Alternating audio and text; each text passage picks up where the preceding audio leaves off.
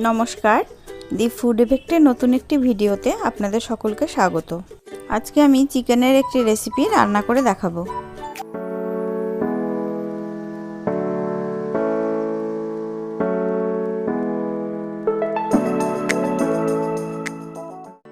প্রথমে চিকেন ভালো করে ধুয়ে টক দই, আদা রসুন বাটা, হলুদ, নুন এবং লঙ্কা গুঁড়ো দিয়ে মাখিয়ে রাখতে হবে। 30 মিনিট পর চিকেন রান্না শুরু করছি। এর জন্য প্রথমে ফ্রাই প্যানে 3 টেবিল চামচ রিফাইন্ড অয়েল দিয়ে দিয়েছি। তেল গরম হলে এর মধ্যে 2 বড় পেঁয়াজ কুচি দিয়ে দিতে হবে।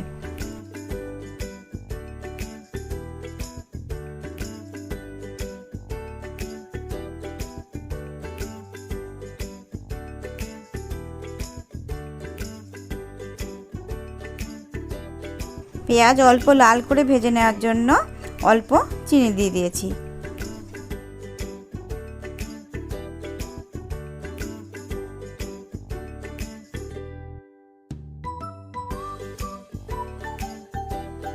পেঁয়াজ বেশ কিছুটা ভাজা হলে এরপর এর মধ্যে ম্যারিনেট করা মাংস অ্যাড করতে হবে।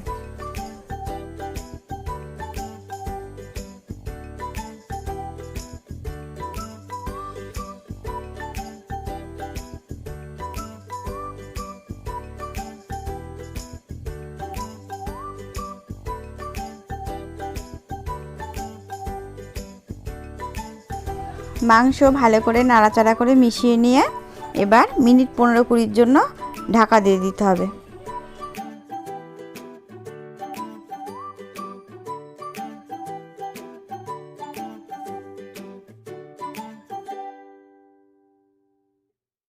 পনেরো 20 মিনিট পর ঢাকা খুলে মাংস ভালোভাবে নাড়াচাড়া করে দিতে হবে।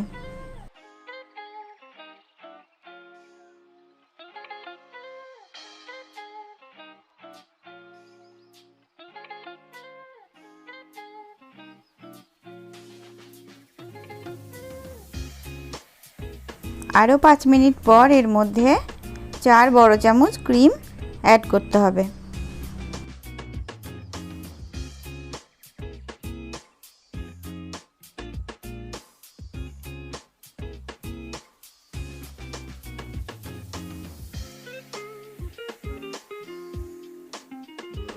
আবারও সব কিছু ভালোভাবে নাড়াচাড়া করে 5-10 মিনিটের জন্য চাপা দিয়ে দিতে হবে।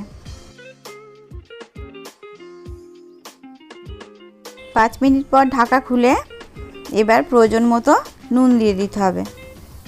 মনে রাখতে হবে আগেই ম্যারিনেশনের সময় কিছুটা নুন দেওয়া ছিল।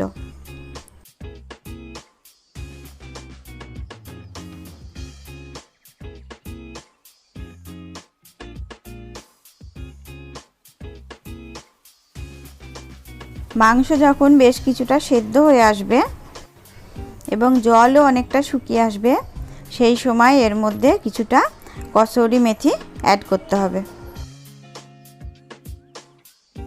আমি এই রান্নায় এক্সট্রা কোনো জল ব্যবহার করিনি।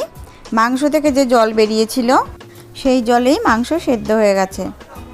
মাংস সেদ্ধ হয়ে গেলে গ্রেভিটা আপনারা কতটা রাখবেন সেইটা বুঝে আন্দাজ করে গ্যাস অফ করে দিতে হবে।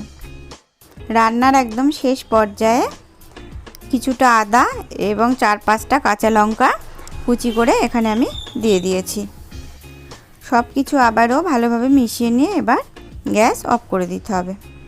আজকের রেসিপি দেখতে যতটা সুন্দর, খেতেও ততটা সুস্বাদু এবং খুবই সহজপাচ্য। এই পদ দিয়ে আপনারা ভাত, রুটি, লুচি, পরোটা যে কোনো কিছুর সাথেই পরিবেশন করতে পারবেন। আমার আজকের রেসিপি ভালো লাগলে সবার সাথে শেয়ার করবেন, অবশ্যই একটা লাইক দেবেন। আমার চ্যানেলটি সাবস্ক্রাইব করা না থাকলে অবশ্যই সাবস্ক্রাইব করতে ভুলবেন না। কোনো কিছু জিজ্ঞাসা থাকলে কমেন্টে জানাবেন। আমার চ্যানেল দ্য ফুড ইফেক্টে খুব শীঘ্রই ফিরে আসব নতুন একটি রেসিপি নিয়ে। সবাই ভালো থাকবেন এবং সুস্থ থাকবেন।